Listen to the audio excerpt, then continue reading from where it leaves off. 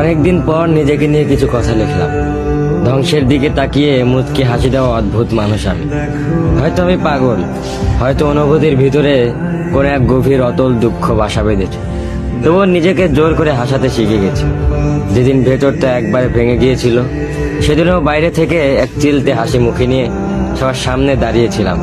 কষ্টগুলোকে আমি বন্ধু বানিয়েছি, একাকিত্বকে আপন করে নিয়েছি। মানুষ ভাবে আমি হয়তো সুখী, শক্ত, নির্লিপ্ত, কিন্তু তারা জানে না প্রতি রাত আমার এক একটা লড়াই।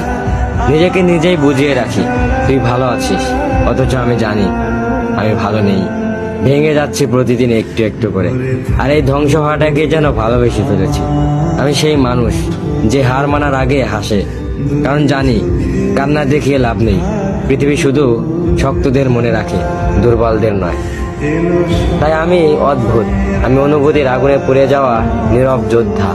আমার জীবন কোনো সুখের গল্প নয়, এটা নিঃশব্দ বিপ্লব, যেখানে হাসির আড়ালে লুকানো থাকে হাজারো না বলা কথা, ভাঙা স্বপ্ন, হারিয়ে যাওয়া আমি।